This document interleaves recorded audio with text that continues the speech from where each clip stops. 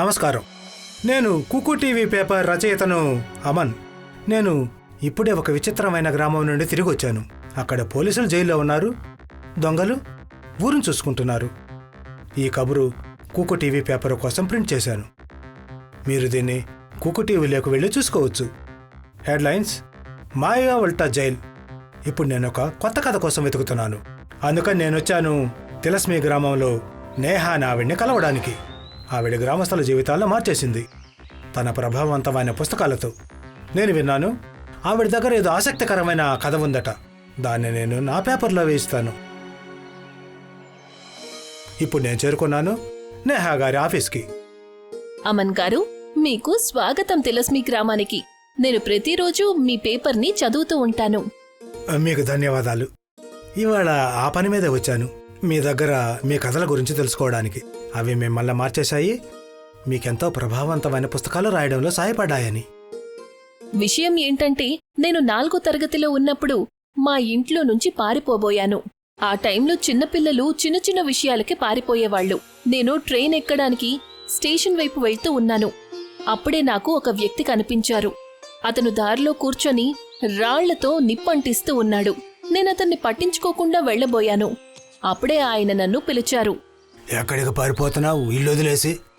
మీకెలా తెలుసు నేను ఇల్లొదిలి వెళ్ళిపోతున్నాను అని? రా, ట్రైన్ 1 గంట లేటు. చెప్పు, నువ్వు ఇంట్లో నుంచి ఎందుకు వెళ్ళిపోతున్నావు? మీకసలు ఎలా తెలిసింది? మా నాన్న నాకు కొత్త సైకిల్ ఇప్పించడం లేదు, అందుకే. నేను ఎన్నోసార్లు ఆయన్ని అడిగాను నాకు కొత్త సైకిల్ కావాలి అని, కానీ ఆయన నా మాట ఎప్పుడూ వినిపించుకోలేదు. ఇలా రామ్మా, నేను నీకు నా కథ గురించి చెబుతాను. ఓ, అయితే ఈ కథ ఆ వ్యక్తిదా? అవును, ఆయన పేరు దర్పణ్. ఆయన కథ నన్ను పూర్తిగా మార్చేసింది. ఆయన తన కథ చెప్పడం మొదలుపెట్టారు. అది 1955 సంవత్సరం. అప్పుడు నేను నా భార్య సుమన్, కూతురు సుక్కుతో పాటు ఉండేవాణ్ణి. ఆ సమయంలో ఊళ్ళో అందరూ కర్రల పొయ్యి మీద వంటలు చేసేవారు. అప్పుడు ఊర్లో ఎవరికి అగ్గిపెట్టె గురించి తెలియదు. అందరూ ఇలాగే రాళ్లతో నిప్పంటించి వంట చేసుకునేవారు. నేను చాలా ఉత్సాహంగా అడిగేవాణ్ణి. నాకు కొత్త కొత్త విషయాలు కనుగొనడం అంటే చాలా ఇష్టం. నేను ఒక పెద్ద వ్యాపారి కావాలనుకున్నాను. నేను ఎన్నో రోజుల వరకు ఇంటి నుండి బయటే ఉండేవాణ్ణి. అది నా భార్యకి ఎన్నోసార్లు నచ్చేది కాదు. మీరివాళ ఎక్కడికి వెళ్తున్నారు? ఒక్కరోజు కూడా మీరు సుక్కుతో కలిసి గడపడం లేదు. సుమన్, తన కోసం నువ్వున్నావు కదా. నేను ఇవాళ ఒక కొత్త ఆవిష్కరణ గురించి తెలుసుకున్నాను. దాంతో ఇంటి పొయ్యికి నిప్పంటించడం చాలా సులభం. ఒక్కసారి అది తెలుసుకుంటే ఎలా ఉంటుందని ఆ వ్యాపారాన్ని నేను మొదలు పెడతాను. ప్రతిరోజు మీతో పాటే ఉంటాను. అయినా సరే, మీరు మాతో కూడా ఉండాలి కదా. సుమన్, కొన్ని రోజులే కదా. ఇదంతా మీకోసమే కదా చేస్తున్నాను. ఆ రోజు నేను పట్టణానికి వెళ్ళాను. అక్కడ అగ్గిపెట్టెను ఆవిష్కరించాను. అగ్గి పొలలు ఏ చెట్టు నుండి తయారవుతాయి, వాటిని తయారు చేయడానికి ఏ వస్తువులు కావాలనేది అవన్నీ మా ఊర్లోనే దొరికాయి. ఇంకేముంది, నేను మా ఊరికి తిరిగి వచ్చి ఆ అగ్గి పొలాలను తయారు చేయడం మొదలుపెట్టాను. ప్రతిరోజు డజన్ల కొద్ది అగ్గి పొలాలు తయారు చేసేవాడిని. నెమ్మదిగా నా వ్యాపారం ఆకాశాన్ని అంటింది. నేను చాలా డబ్బు సంపాదించాను. ఇంటికి తక్కువగా వెళ్ళేవాడిని, కానీ వాళ్ళని ఎప్పుడూ మంచిగా చూసుకునేవాడిని. నాకు గుర్తుంది, నా కూతురు కోసం ఒక పెద్ద బొమ్మను కొనుక్కొచ్చాను. నేను నీకోసం ఈ చక్కటి బొమ్మను తెచ్చాను. భలే నాన్నా, ఇది చాలా పెద్దదిగా ఉంది. నీకు ఈ బొమ్మ నచ్చిందా సుక్కు? అవును నాన్నా, మీకు చాలా చాలా ధన్యవాదాలు. నాతో పాటు మీరు ఆడుకుంటారా? ఇప్పుడు కాదమ్మా, ఇవాళ నేను ఆఫీస్కి వెళ్ళడం అవసరం. తర్వాత నేను నీతో ఆడుకుంటాను. నేను ఆఫీస్కి వెళ్ళడం గురించి వింటే సుమన్ ఎప్పుడూ కోపడేది. మీరొచ్చి 2 గంటలు కూడా కాలేదు, అంతలోనే వెళ్ళాలి అంటున్నారు. సుమన్, నన్ను క్షమించు, కానీ వెళ్ళడం అవసరం. ఇవాళ పట్టణంలో కొత్త అగ్గిపెట్టెల ఫ్యాక్టరీ పెడుతున్నాను. ఈ వ్యాపారం తిలస్మి గ్రామం వరకు కూడా ఉండకూడదు, పట్టణంలో కూడా అభివృద్ధి చెందాలి. నాకు దీనంతటితో ఏ సంబంధమూ లేదు. మీరెప్పుడూ ఇంట్లో ఉండటం లేదు. ఇంటికొచ్చినా కొన్ని క్షణాలే ఉంటున్నారు, తర్వాత వెళ్ళిపోతున్నారు. నేను ఇదంతా మీకోసమే కదా చేస్తున్నాను సుమన్. ఇంకా కొన్ని రోజులంతే. ఆ తర్వాత నేనెప్పుడూ మీతో పాటే ఉంటాను. నేను అక్కడి నుంచి బయలుదేరి వెళ్ళాను. పట్నంలో అగ్గిపొలాల ఫ్యాక్టరీని పెట్టాను. నేను సుక్కుని మంచి స్కూల్లో చేర్పించాను. సుమన్ పేరు మీద ఒక బంగళా కొన్నాను. ముందు నేను చాలా రోజులు ఇంటికి వెళ్ళేవాడిని కాదు. ఇక ఇప్పుడైతే ఇంటికి వెళ్ళి కొన్ని వారాలు అవుతుంది.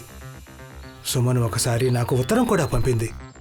వారాలు గడిచిపోయాయి, కానీ మీరింటికి రాలేదు. త్వరగా రండి. సుక్కు మీ గురించి చాలా తలుచుకుంటోంది. తన ఆరోగ్యం ఈ మధ్య బాగుండడం లేదు. నేనెప్పుడైతే ఉత్తరాన్ని చదివానో అప్పుడే ఫ్యాక్టరీలో ఒక అతను నన్ను పిలిచాడు. సార్, మిమ్మల్ని కలవడానికి కొంతమంది వ్యక్తులు వచ్చారు. వస్తున్నాను. కొంతమంది వ్యాపారస్తులు నన్ను కలవడానికి వస్తున్నారు.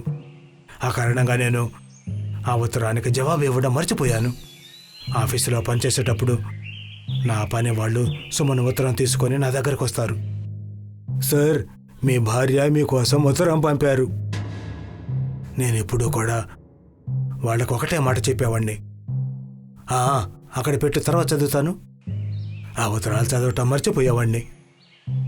మా ఇంట్లో నా కూతురు సుక్కు ఆరోగ్యం పూర్తిగా పాడైపోయింది. ఆ కారణంగా తనని హాస్పిటల్లో అడ్మిట్ చేశారు. నా భార్య సుమన్ నాకు ఉత్తరాలు పంపిస్తూనే ఉంది, కానీ నేను వాటిని పట్టించుకోలేదు. హాస్పిటల్లో సుక్కు కేవలం ఒకటే మాట అంటుండేది, మమ్మీ, నాన్న ఎక్కడా? నాన్న త్వరగా నిన్ను కలవడానికి వచ్చేస్తారమ్మా. మమ్మీ, నాన్నకి నేనంటే ఇష్టం లేదా? అలాంటిదేం లేదమ్మా. నాన్నకి నువ్వంటే ఎంతో ఇష్టం. కాస్త పనిలో బిజీగా ఉంటున్నారంతే. అయితే ఆయనకి నాకంటే పనే ఎక్కువ ఇష్టమా మమ్మీ? లేదమ్మా, అటువంటిదేం లేదు. నేను 3 నెలల తర్వాత ఇంటికి వెళ్తే చూసేసరికి ఇంట్లో ఎవరూ లేరు. నాకు పక్కింటి వాళ్ళ ద్వారా తెలిసింది నా కూతురు సుక్కు హాస్పిటల్లోనే ఉందని. నేను పరిగెత్తుకుంటూ తిలస్మి హాస్పిటల్కి వెళ్ళాను. అక్కడ నా భార్య హాస్పిటల్ ముందు నిలబడి ఉంది. మందులు కొంటూ ఉంది. తను వెనక్కి తిరుగుతుంది, నన్ను చూస్తుంది. తాను చాలా కోపంగా ఉంటుంది. ఇప్పుడెందుకొచ్చారు? సుక్కు ఆరోగ్యం ఎంత దారుణంగా ఉందో తెలుసా? నేను మీకు ఎన్నో ఉత్తరాలు రాశాను. ఒక్కదానికి కూడా సమాధానం చెప్పలేదు. సుక్కు ఆరోగ్యం అస్సలు బాలేదు. అయినా ఎప్పుడూ కూడా నాకు బొమ్మలు కావాలనలేదు. నేను నయమైపోతాను కదా అనలేదు. తను నీకోసమే ఎదురు చూస్తూ ఉంది. కానీ మీరు మీ వ్యాపారాన్ని వృద్ధి చేసుకుంటూ ఉన్నారు. అసలు విషయం ఏంటంటే మీకు మా మీద అసలు ప్రేమే లేదు. అదేం లేదు సుమన్, ఇదంతా మీరిదంతా మా కోసం చేస్తున్నారని మాత్రం అనకండి. మాకు ఈ బంగళాలు, మంచి బట్టలు అవసరం లేదు.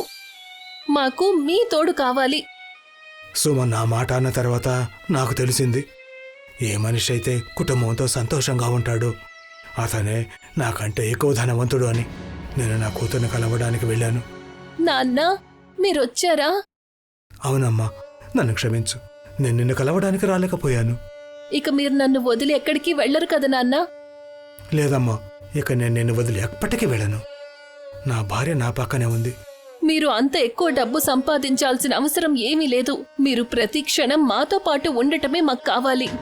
ఏదో ఒక రోజు అందరూ అర్థం చేసుకుంటారు, ఈ డబ్బు, ఇల్లు, భౌతిక వస్తువులన్నీ ఎందుకో పనికి రావని. ఏదైనా అవసరం అంటే అదే మీరు క్షేమంగా ఉండటమే. మీ వాళ్ళు సంతోషంగా ఉంటేనే మీరు సంతోషంగా ఉంటారు. ఇవాళ నాకు ఈ విషయం అర్థమైంది. మీ కూతురుకి ఏమయ్యింది? మీ వ్యాపారం సంగతి ఏమైంది? నాతో పాటు ఉండటం వల్ల తన ఆరోగ్యం నెమ్మదిగా మెరుగుపడింది. తను పూర్తిగా కోలుకుంది. ఇక నా వ్యాపారం గురించి చెప్పాలంటే, ఏదైతే నాకు తెలిసిందో నా కూతురు అనారోగ్యంతో ఉందో తనకు నా తోడు అవసరమని నేను చాలా బాధపడ్డాను. ఆ కోపంలోనే నేను నాగేపెట్ల ఫ్యాక్టరీకి నిప్పంటించాను. తిలస్మి గ్రామంలో ఒక చిన్న నాగేపెట్టెల దుకాణం పెట్టుకున్నాను. నేను ఇప్పుడు దొంగ కోసం పరిగెత్తడం మానేశాను. మీరు చెప్పింది నిజమే. వెళ్ళమ్మా, నీ ట్రైన్ వచ్చేసింది. నువ్వు వెళ్ళాలనుకున్నావు కదా? లేదు, నేను నా కుటుంబాన్ని వదిలి ఎప్పుడూ ఎక్కడికి వెళ్ళను. నా మాట గుర్తుపెట్టుకో తల్లి. బిజీగా ఉండటం అంటే మన కుటుంబాన్ని, స్నేహితుల్ని మర్చిపోయి ప్రవర్తించటం, నిర్లక్ష్యం చేయడం కాదు. చివరికి నీకే తెలుస్తుంది అసలైన ఆస్తి నీ దగ్గర ముందు నుంచి ఉందని. అంటే నీ వాళ్ళు. ఇది చాలా మంచి కథ. దీని నుండి మనం చాలా నేర్చుకోవచ్చు. నేను ఈ కథను తప్పకుండా కూకు టీవీ పేపర్ కోసం రాస్తాను. కానీ నాకు ఒక విషయం చెప్పండి నేహా గారు, మీరు మళ్ళీ ఆయన కలవలేదా? నేను ఇంటికి వెళ్ళాను, కానీ నేను అనుకున్నాను దర్పణ్ గారికి ఆఖరిసారి ధన్యవాదాలు చెప్పాలని, అందుకని వెనక్కి తిరిగి చూశాను. కాని ఆయన అక్కడ్నుంచి మాయమైపోయారు. 2 రాళ్లు అక్కడే వదిలేశారు. దర్పణ్ గారు ఎక్కడా కనిపించలేదు. నాకు పూర్తి నమ్మకం ఉంది ఆయన తన కుటుంబంతో సంతోషంగా ఉండుంటారు. నేహా గారు, మీకు ధన్యవాదాలు. చాలా మంచి కథను చెప్పినందుకు. సరే, ఇక నేను బయలుదేరతాను. నేను కుకు టీవీ పేపర్ కోసం ఇంకా కొన్ని కథలు రాయాలి.